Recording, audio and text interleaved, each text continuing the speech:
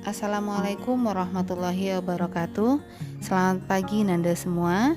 Kali ini kita berjumpa lagi dalam pelajaran IPS dengan tema Dinamika Kependudukan Indonesia. Adapun tujuan pembelajaran kita pada hari ini adalah yang pertama, peserta didik dapat menjelaskan komposisi penduduk Indonesia. Yang kedua, peserta didik dapat menjelaskan kualitas penduduk Indonesia.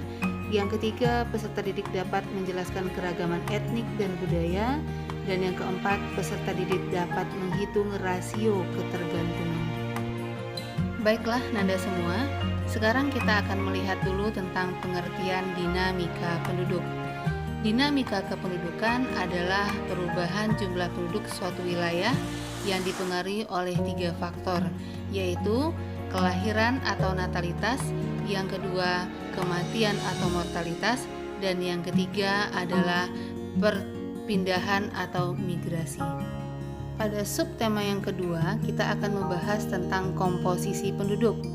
Komposisi penduduk adalah pengelompokan penduduk berdasarkan kelas sosial, profesi, umur, dan jenis kelamin. Komposisi penduduk ini diperlukan oleh suatu negara sebagai dasar pengambilan keputusan sebagai penentuan kebijakan dalam pelaksanaan pembangunan dan untuk mengetahui pertumbuhan jumlah penduduk berdasarkan kriterianya. Komposisi penduduk berdasarkan usia bisa dikelompokkan pada 2. Yang pertama, kelompok usia produktif, yaitu usia 15 tahun sampai dengan 65 tahun, dan kelompok usia non-produktif, yaitu di bawah 15 tahun dan di atas 65 tahun. Komposisi penduduk berdasarkan usia ini berpengaruh pada struktur penduduk di suatu wilayah. Kemudian kita akan melihat struktur penduduk yang dipengaruhi oleh komposisi usia. Dari struktur penduduk ini dapat dibagi menjadi 3, yaitu piramida penduduk muda atau piramida Limas. Piramida ini terbentuk jika mayoritas penduduknya berusia muda di bawah 14 tahun. Hal ini terjadi karena angka kelahiran lebih besar daripada angka kematian. Biasanya terjadi di negara-negara berkembang seperti Indonesia, Filipina, Mesir, Nigeria, dan Brazil. Yang kedua adalah piramida penduduk stasioner atau piramida granat. Piramida ini menandakan bahwa jumlah angka kelahiran sama dengan angka kematian. Pada umumnya terjadi di negara maju seperti Amerika Serikat, Belanda, Norwegia, dan Finlandia.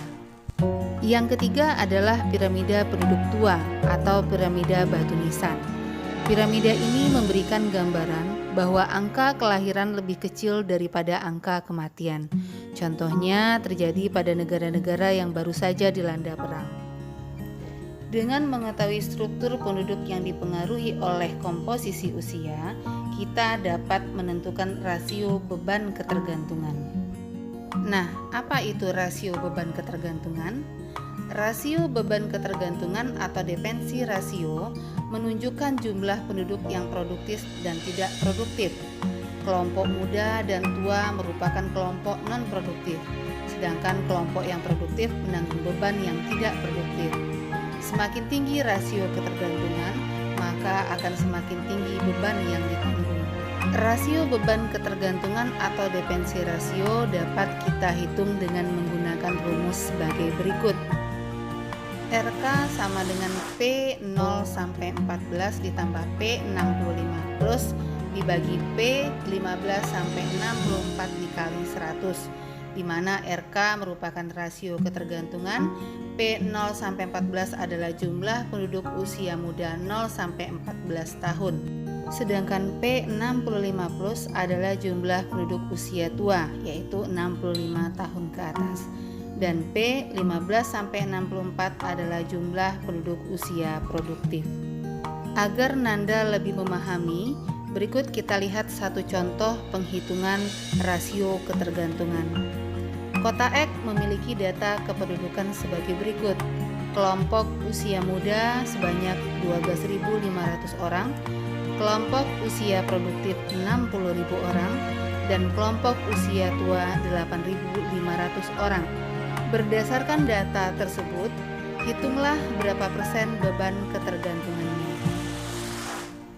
Rasio ketergantungan sama dengan P 0 sampai 14 ditambah P 65 plus per P 15 sampai 64 dikali 100%. Berarti rasio ketergantungannya adalah 12.500 ditambah 8.500 per 60.000 dikali 100%. Maka berdasarkan rumus tersebut diketahuilah bahwa rasio ketergantungan kota X 35%. Submateri kita yang ketiga adalah kualitas penduduk. Kita mengetahui bahwa jumlah penduduk Indonesia itu berada pada urutan keempat terbesar di dunia. Masalah kependudukan Indonesia adalah dalam hal kualitas. Artinya apa? Yaitu masalah kemampuan sumber daya manusianya. Hal yang mempengaruhi kualitas diantaranya rendahnya tingkat pendidikan, rendahnya tingkat kesejahteraan, dan rendahnya tingkat kesehatan. Ketiga hal tersebut tentu saja berpengaruh pada pendapatan per kapita masyarakatnya. Sekarang kita masuk kepada submateri yang keempat, yaitu keragaman etnik dan budaya. Indonesia memiliki budaya dan suku bangsa yang beragam. Suku bangsa ini dikenal dengan istilah etnik. Suku bangsa adalah sekelompok manusia yang mempunyai kesatuan budaya dan terikat oleh kesadaran budaya tersebut sehingga menjadi identitas. Keragaman budaya yang dimiliki oleh Indonesia itu dipengaruhi oleh keberagaman suku bangsa yang ada. Kemudian kehidupan sosial budaya juga dipengaruhi oleh faktor lingkungan. Sebagai negara kepulauan, Indonesia memiliki beragam suku bangsa. Berdasarkan sensus penduduk tahun 2010 diketahui bahwa Indonesia itu memiliki 1.128 suku bangsa. Indonesia juga diperkirakan memiliki sedikitnya 726 bahasa daerah. Sementara itu, keberagaman budaya Indonesia secara umum dapat kita lihat dari beragamnya rumah adat, pakaian adat, jenis tarian, dan pertunjukan seni.